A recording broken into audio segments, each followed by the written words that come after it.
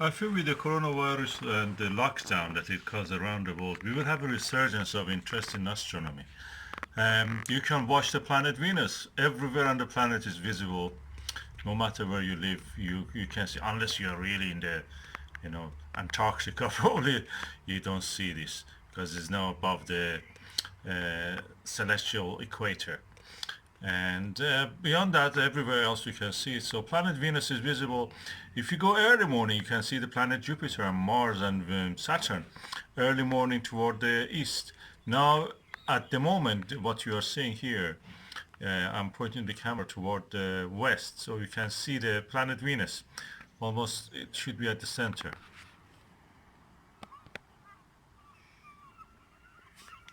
But in the morning, bright Jupiter must be seen. There is no moon in the sky, so everything is really bright, shiny. Sky is brilliant, clear. And by just observing the stars, you learn a lot. There are lots of videos online you can learn about the night sky. There are books you can, buy them if you want. Cheap ones, second-hand ones, £1, £2, $1, $2. You can buy the old books. Doesn't matter how old they are. They just show you how the constellations and night sky looks. Try these things and learn and enjoy your time. Have a good night. This is the best time to learn something new.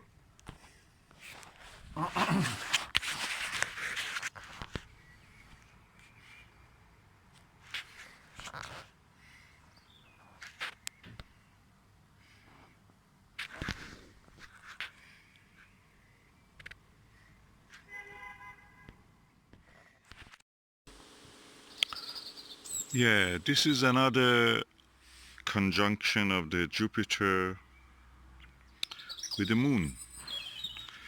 It's early morning, it's around 5 o'clock in local time, Greenwich Mean Time. That's the planet Jupiter, my finger pointing at it.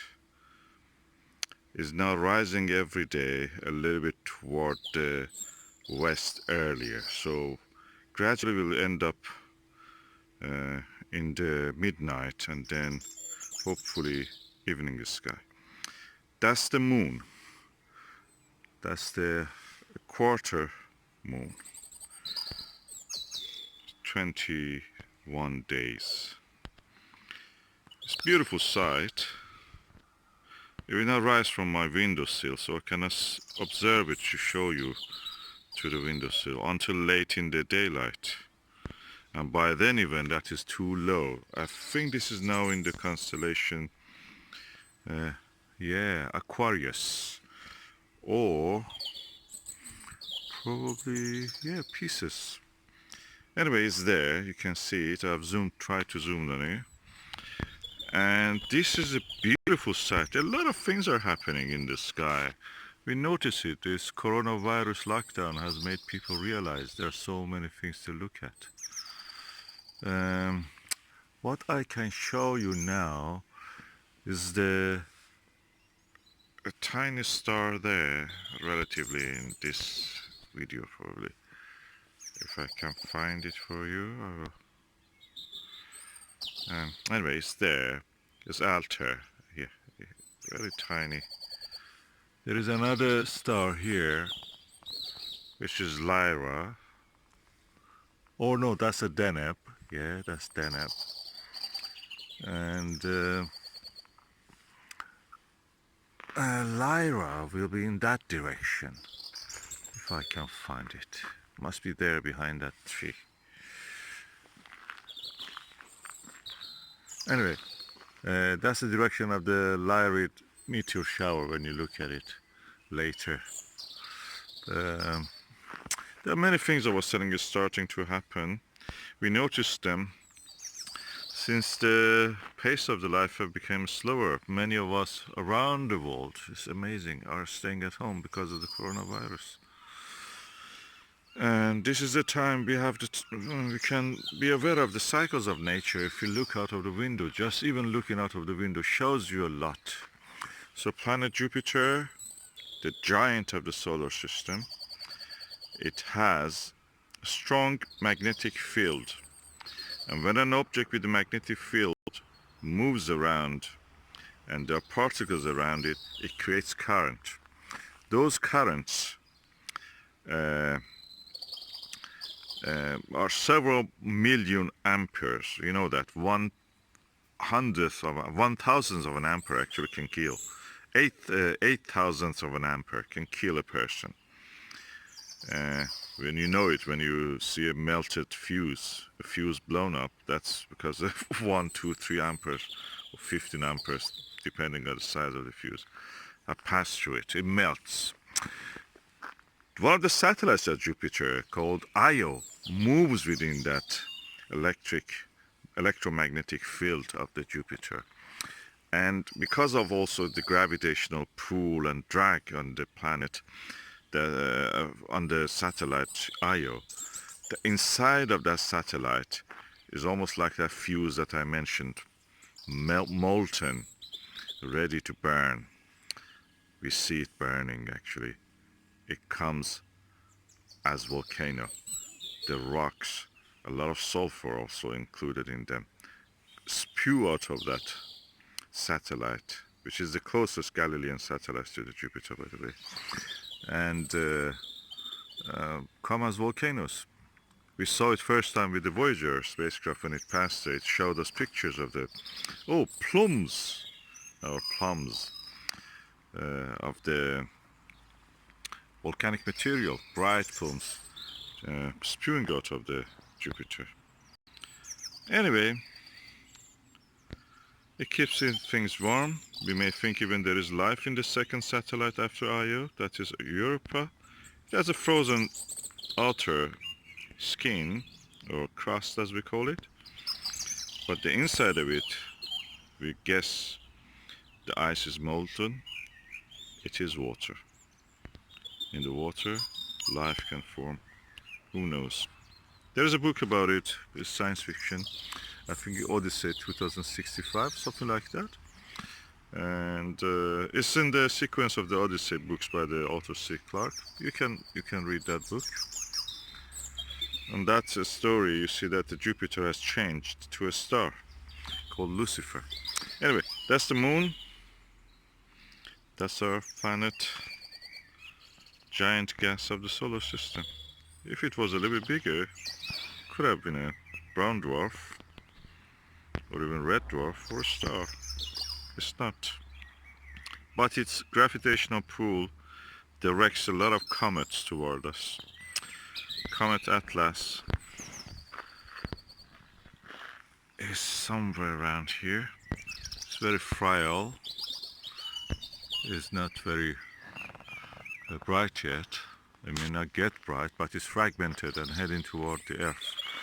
23 million, and by the 23rd of May. Waiting for a good display. There is a lot going on in the night sky. Go and watch this.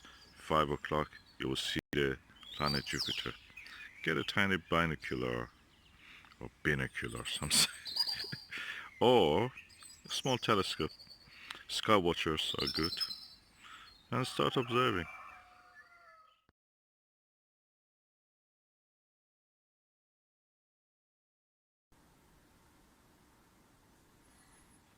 Okay, I changed the resolution to 4K. Hopefully you will not see much pixelation. You will see anyway, but not as bad as it was.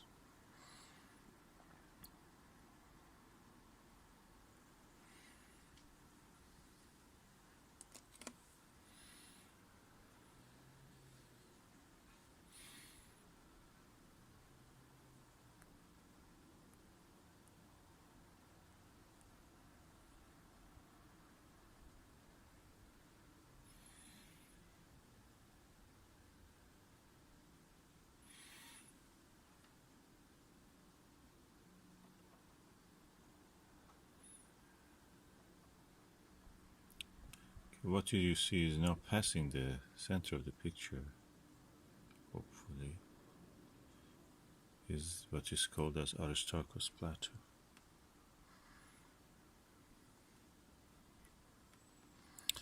And the light is not very good, and also the clouds are causing a little bit and you can see the color of it is different. So one of the olivine-rich area. Olivine is a metal that the mineral that exists in the mantle area of the planets. Crust, mantle, core, if you remember. These are the layers of the planets, planetary bodies, which are made of rock or any other thing that has this kind of layering. Any object, differentiated object. Gravitational differentiation. So it's not passing the center, top of the center, above the center. And the brightest spot is the Aristarchus crater itself.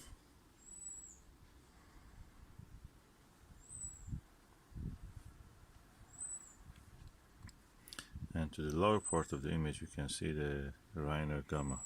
Oh, suddenly it becomes so clear. Try to bring it to the center. Yeah, it's now right dead center.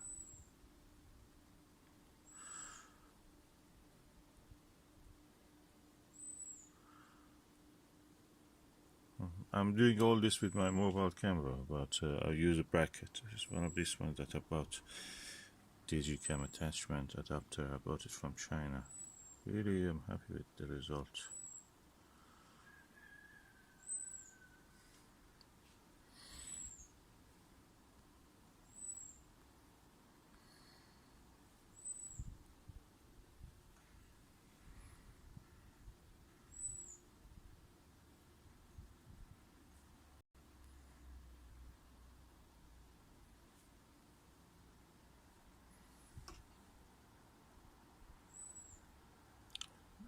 You're looking through the eyepiece directly.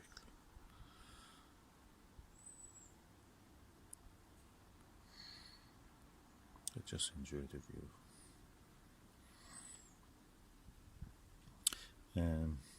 Yeah, good as a map. All these lunar features are created by impact. Circular features are called crater. But the craters to me are superficial because what you see is the geological feature like mountains, faults, even faults. I've seen some faults, can you believe it, and some thrust faults and faults. You have to look for them. And as my skill in digiscoping increases, I will try to show you more of these features. Aristarchus again is at 2 o'clock, and at 3 o'clock or 3:30 you can see the tiny dot of the Lunar gamma, that magnetic anomaly. The superficial feature, they say that is because the soil of the moon, the lunar soil in that part, due to the magnetic field, could not be weathered, blackened, darkened by the solar wind, and that's the reason they have remained bright. They deflect the charged particles. You know that charged particles deflect in the magnetic field. So if there is a magnetic field there, although weak, it is working. It's one of the interesting anomalies. So you can imagine if you're a science writer, science fiction writer, you can write about that. Is a city or something trying to protect itself from the damaging and carcinogenous effects of the sun and magnetic storms from the sun. Yeah, that's actually I made a good story, you know. If you're writing, write it. You can write, just give credit to me. Hertfordshire.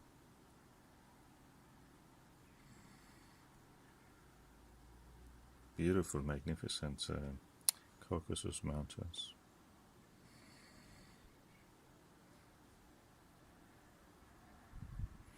The moon is spherical. Clearly you can see when I focus on the edge of the picture, the side of it is out of